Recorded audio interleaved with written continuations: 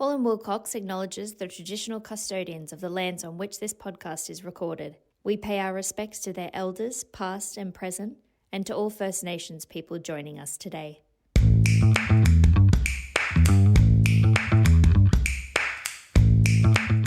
Hello, and welcome to our podcast series, Becoming a Philanthropist. In this series, we're providing you with an overview of philanthropic giving, what it involves, what the options are, and why it has become such an important part in the lives of many Australians. My name's Juliet O'Brien, and I'm a Senior Associate at Hall and Wilcox in the private client team. Once again, I'm delighted to be joined with Todd Bromwich, Special Counsel in our tax practice. In the first episode in this series, we spoke about some of the options that clients have when it comes to charitable giving. In today's episode, we're going to take a closer look at some of the more common charity types that our clients like to use. Todd, perhaps you can just give us a quick recap of the broad types of charities you work with and set up for clients. Thanks for having me back, Juliet. Yeah, so last time we spoke a bit about the broad categories of charities where we typically break it up into giving charities and doing charities. So those giving charities, they have a focus on funding. So the majority of them are closely controlled private structures. They're set up by individuals, family groups, sometimes a business, but they can also cover public fundraising bodies. And the focus there is really on collecting together money, holding and investing that money, and then distributing out that money to support financially other charities in the sector. You can contrast that with the doing charities, and they're the ones who are out there getting their hands dirty, doing the boots on the ground charity work. Generally, they're the ones that are companies, incorporated associations, and they're out there clothing, feeding, researching and providing those boots on the ground charity works. Oh, thanks, Todd. In our practice, our clients are generally looking to set up what you would call a giving charity. That's what we find most of our clients are interested in. What form do they usually take? The vast majority, Juliet, are charitable trusts. And in particular, most of our clients opt for a more highly regulated form of charitable trust, which we call a Private Ancillary Fund or a PAF. So structurally, that's just set up as a trust and it has a company that acts as the trustee. And typically it'll be a private company and the founders will be the shareholders and the directors. And you just need at least one independent director on the board. Oh, that's interesting, Todd. Thank you. Can you give our listeners a really quick overview of how private ancillary funds or PAFs work? Yeah, so they're your classic giving charity structure. They are designed to receive donations from the founders, hold and invest those funds over a long period, and then distribute those funds out to other charities over time. So the majority of the funds have to come from the founders of the PAF and their relatives. You can't just go out there and solicit public donations for your private ancillary fund. And the trustee needs to make sure that it distributes out at least 5% of the PAF's net assets each year to other charities. Now, that's a minimum. They can go higher. And those recipient charities, really importantly, have to also be deductible gift recipients, meaning you or I could go up to them and give them a donation and claim a tax deduction personally. Yeah, so they're quite tightly regulated structures. So you could see that there could be some disadvantages of that associated with that, but why are they so attractive to clients? So the main feature that our clients like about PAFs is that they are a deductible gift recipient or a DGR. That means that whatever money and certain property that you donate into the PAF, you can get a tax deduction for. In addition to that, if our clients want to leave assets to the PAF in their will, there's no CGT, no capital gains tax on the transfer of those assets. Any capital gains that arise on those transfers are disregarded because the PAF is a DGR. PAFs are also exempt from income tax, and so no tax is paid on the returns they make on investing the trust assets. You mentioned that an ancillary fund can only distribute funds to other DGRs. So why might clients want to set up a PAF rather than just making donations directly to those charities?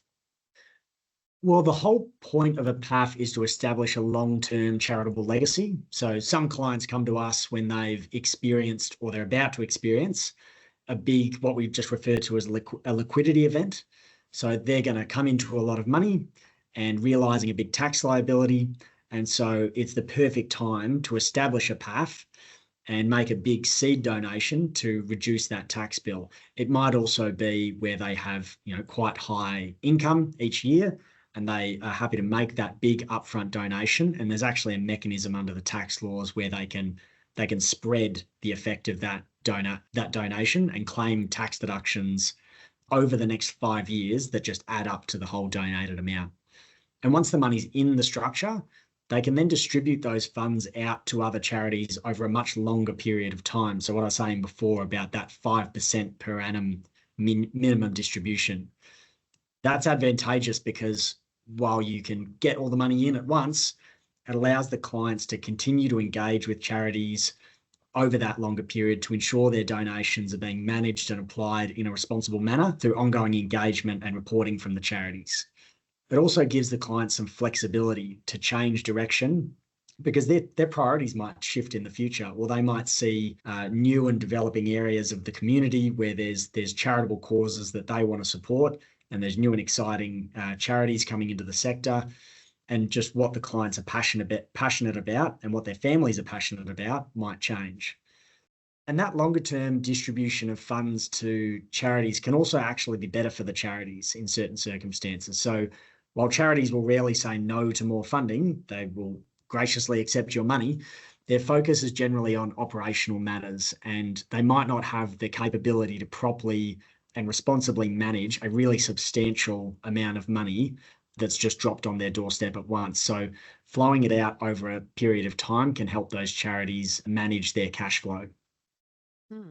Yeah, in our practice also, we see a lot of clients wanting to establish a charitable legacy, potentially in their family's name, that can be carried on by future generations of the family after they have died. And that's what they really like to see, that legacy being created, so that they're able to put money towards something that they really care about in a substantial way, and have the younger generations pick that up and take it forward. In that case, we can set up the PAF during their lifetime, and they can then even have the flexibility to leave a bequest or a gift to that particular PAF in their will. We can also include terms in their will for a PAF to be established on death if they weren't able to get it running up and running during their lifetime, that they still may be able to establish it on death. That's still an option. Yeah, that's a really common one. And so one of the benefits, I guess, of setting up these structures while the clients are still with us, if that's an option, is they're able to see that vision come to life and get involved in it personally. And exactly like you said, they can potentially get those future generations involved. And we find from discussions with clients, I'm sure you find the same, is that it can be really rewarding to see philanthropy, charitable giving, becoming a really important part of the family dynamic, and getting each generation of the family involved in this. It can lead to, really great discussions around what's important to everybody in the family and the causes that are close to their hearts. Yeah, and we were saying to each other the other day that quite often clients will come in and have the conversation about philanthropy, and at the outset they perhaps have the intention to support a boots on the ground type of charity. But when it actually comes to talking it through and what's better for them in the longer term, and to get more of the family involved, quite often the PAF type structure is the ideal scenario for them, rather than being involved in one of those boots on the ground charities. That's not to say that they won't do that, but in terms of being able to provide meaningful giving, the PAF quite often will be the ideal structure. Yeah, that's right. And if the main thing that these clients are bringing to the table is capital, they've got a lot of money and they want to put it to good use, well, they can look at one of these structures, an ancillary fund, potentially a different type of giving structure, and they are utilising that money in a responsible and socially conscious way. But if they want to get their hands dirty, they can always go and volunteer with one of these charities, and so they can get that kind of hands-on experience and involvement as well. There's no reason why their involvement in the sector needs to be limited to just one thing. Yeah. You mentioned, Todd, before that an ancillary fund needs an independent director. Is that the only governance requirement? So the main thing is that these ancillary funds have to have a company as the trustee. Certain other charitable trusts don't have to have a company. You can have individual trustees. But for the ancillary fund, you need a corporate trustee, and you have to have a minimum of one director that is independent of the founders and meets certain additional qualifications. So most often we see this being the client's accountant or another professional advisor, but it can be just another acquaintance that meets these requirements, provided we can establish that they are sufficiently independent. Mm-hmm. You said a majority of the donations to the PAF need to come from the founders and their relatives. What if it's important to the client that they be able to do some public fundraising? So in that case, a private ancillary fund might not be the best structure for them, and they might consider what's a very similar structure called a public ancillary fund. It's pretty much the same as a private ancillary fund. They're very, very close, as you can tell by their names. But the key differences are, for a public ancillary fund, you have to go out there and actively solicit public donations. So in that case, the directors need to make sure that they comply with the state and territory-based fundraising regulations. There's also some additional restrictions on board composition. So where for a private ancillary fund, you need one independent director that meets these additional responsible person requirements, is what we call them. For a public ancillary fund, a majority of the directors need to meet the responsible person requirements, but there's not the same restriction around independence. But it's just something that we can work through with discussions with the client about who might be appropriate to act as directors of the organisation. And finally, the minimum annual distribution requirement, you still have to distribute out a minimum amount from the fund each year, but instead of 5% for PAFs, it's lowered down at 4% for public ancillary funds. Okay, so what if the client wants to go beyond just funding other DGR charities and support some smaller charities that don't have their own DGR status? That's something that comes up here and there because these clients see that there's certain causes or certain organisations doing good work in the community that aren't getting the same funding. They're not getting the same level of donations because they don't have DGR status, because it is a really powerful fundraising tool, DGR status. But a PAF, a private ancillary fund, it can in a way still have that kind of local grassroots impact.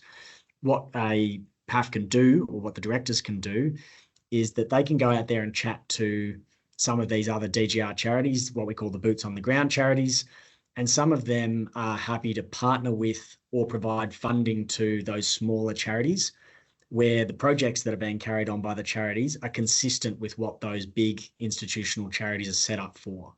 So if there's a big welfare charity that's set up to support homelessness, and there's a local organisation doing a project that is consistent with that, you might be able to, as a director of the PAF, go to that large institutional charity and say, there's this local project. I think it's great. I think it really aligns with what you do. I think it would be great if you partner with them. And if you do that, I would consider providing some funding to you to undertake those joint projects. So you can have a bit of an influence on things. You can't direct that big charity on what to do with the money once it's in their hands, but you can really have a bit more of a informal impact there, or direction on what they do and how they go about it. Otherwise, we can discuss with clients setting up just a run-of-the-mill non-DGR charitable trust. And so that charitable trust wouldn't be regulated as an ancillary fund. And so that comes with a bit more flexibility, because a charitable trust can provide funding support to non-DGR charities as long as they're set up for consistent charitable purposes. And they might be able to do some direct charitable work as well.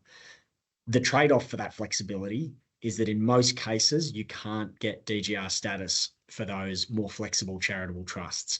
So donors won't get a tax deduction for donations into the trust, and there'll generally be some tax to pay if you leave assets to that charitable trust in your will. Yeah. Now, there's some kind of more bespoke options for funding those non-DGR charitable trusts in a tax-effective way, but it can get a bit complicated for some clients, and you really have to weigh out the cost versus the benefit of going down some of those paths. We have those conversations with clients all the time to figure out what is best for their circumstances, what are their tax circumstances, their financial circumstances, and what are their plans, what do they want to do.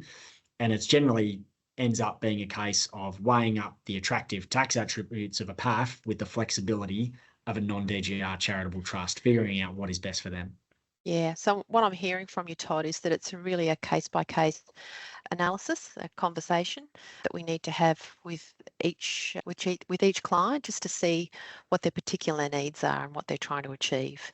So Hall & Wilcox is more than happy to have those conversations if we're called into the frame. So thanks for that, Todd. Look, I think we've given a comprehensive overview of PAFs today. Thank you everyone for listening. As always, get in touch with us if you have any questions, and you can find our details on our website, which is hallandwilcox.com.au, or connect with us on LinkedIn. If you enjoyed today's episode, then rate, review, or follow our podcast wherever you get your podcasts. And don't forget to join in for our next 2 sessions that remain in this series, which will be coming on a weekly basis on the next few Wednesdays. Thanks for joining us. Bye.